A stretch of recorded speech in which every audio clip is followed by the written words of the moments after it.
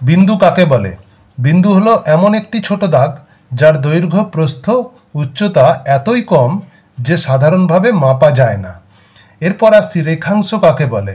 দেখো, রেখার দুই প্রান্ত বিন্দু এ ও বি নির্দিষ্ট থাকলে তাকে বলে রেখাংশ। যেমন এখানে একটা রেখার অংশ এঁকে দিয়েছি, এখানে এ এবং বি দুটো প্রান্ত বিন্দু আছে, তাই এটি একটি রেখাংশ। এরপর আসছি খুব ইম্পর্ট্যান্ট কিছু প্রশ্ন নিয়ে। দেখো, এখানে একটা ছবি এঁকে দিয়েছি, বলছে এই চিত্রে কটা ছেদবিন্দু কটা প্রান্তবিন্দু আছে সেটা লিখতে হবে।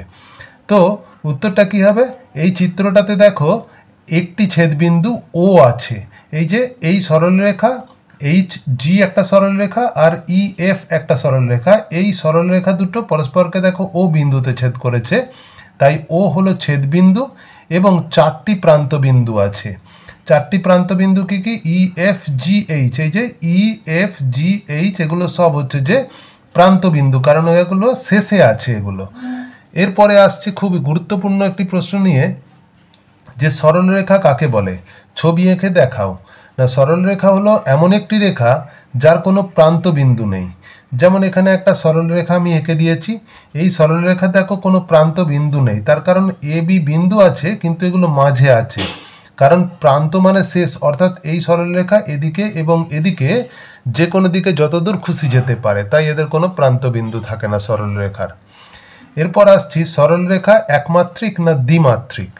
এটা পরীক্ষায় খুব আসে, দেখবে সরলরেখার দৈর্ঘ্য আছে, প্রস্থ বা উচ্চতা নেই, তাই সরলরেখা বা সরল রেখাংশ দুটোই হচ্ছে একমাত্রিক। কারণ সরলরেখার দৈর্ঘ্য আছে অর্থাৎ একটা মাত্রা আছে, তাই সরলরেখা হচ্ছে একমাত্রিক হবে। নেক্সট আসছি বিন্দুর কি মাত্রা আছে? না, বিন্দুর দেখো দৈর্ঘ্য, প্রস্থ এবং উচ্চতা কিছুই নেই, তাই বিন্দু হবে মাত্রাহীন। এরপর একটি বিন্দু দিয়ে কতগুলি সরলরেখা আঁকা যায়? না, একটি বিন্দু দিয়ে যত খুশি সরলরেখা আঁকা যায়। খুব গুরুত্বপূর্ণ প্রশ্ন, প্রত্যেক পরীক্ষায় আসে দেখবে। দুটি বিন্দু দিয়ে কতগুলি সরলরেখা আঁকা যায়? না, দুটি বিন্দু দিয়ে একটি মাত্র সরলরেখা আঁকা যায়। একটি সরলরেখা এঁকে তার ওপর তিনটি বিন্দু দেখাও। দেখো, এখানে আমি একটি সরলরেখা এঁকে দিয়েছি, এর মধ্যে তিনটে বিন্দুও দেখিয়ে দিয়েছি কিভাবে, সেইভাবে এঁকে তোমাদেরকে সরলরেখার বিন্দু দেখাতে হবে।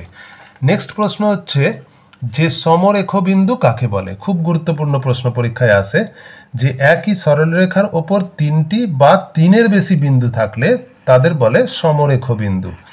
নিচের চিত্রে এ বি সি সমরেখ বিন্দু। দেখো, এখানে চিত্র এঁকে দিয়েছি, এই যে একটা সরলরেখা, এই সরলরেখার ওপর তিনটে এ বি সি তিনটেই বিন্দু আছে, দেখো একই সরলরেখার ওপর, সেই জন্য এগুলোকে বলা হয় সমরেখ বিন্দু। তারপরে আসছি অসমরেখ বিন্দু কাকে বলে? না, যে সকল বিন্দু একই সরলরেখায় অবস্থিত নয় তাদের বলে অসমরেখ বিন্দু।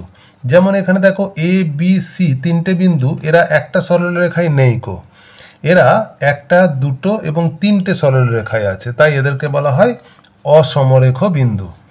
নেক্সট আসছি খুব গুরুত্বপূর্ণ প্রশ্ন, চারটি সমরেখ বিন্দু দিয়ে কটি সরলরেখা আঁকা যায়? দেখো, চারটি সমরেখ বিন্দু দিয়ে একটি সরলরেখা আঁকা যাবে। সমরেখ মানে একটি রেখার ওপরেই চারটি বিন্দুকে হতে হবে, তাই তো? তাহলে এখানে এই রেখাটার ওপরে চারটি বিন্দু দিয়েছি, তাহলে একটাই মাত্র সরলরেখা আঁকতে পেরেছি। এরপর চারটি অসমরেখ বিন্দু দিয়ে কটি তাহলে কটা সরলরেখা আঁকা যাচ্ছে? না, চারটি অসমরেখ বিন্দু দিয়ে কটি সরলরেখা আঁকা যায়? চারটি অসমরেখ বিন্দু দিয়ে দেখো ছটা সরলরেখা আঁকতে পারবো, কারণ এখানে দেখো চারটি অসমরেখ বিন্দু, এটা দুটো, তিনটে, চারটে, এগুলো সব অসমরেখ, কারণ একটা রেখার ওপর নেই। কটা সরলরেখা আঁকতে পেরেছি? একটা, দুটো, তিনটে, চারটে, আবার দেখো এই মাঝে দুটো আঁকতে পেরেছি, অর্থাৎ মোট ছটা সরলরেখা আঁকতে পেরেছি। এরপর একই তলে দুটো সরলরেখা সর্বাধিক কটি বিন্দুতে ছেদ করে? না, একটাই তলে যদি দুটো সরলরেখা হয় তাহলে তারা একটি মাত্র বিন্দুতে ছেদ করবে, এই যে একটি মাত্র বিন্দুতে ছেদ করে। তারপরে আছে একই তলে তিনটি সরলরেখা সর্বাধিক কটি বিন্দুতে ছেদ করে? না, উত্তর হবে তিনটি বিন্দুতে ছেদ করে।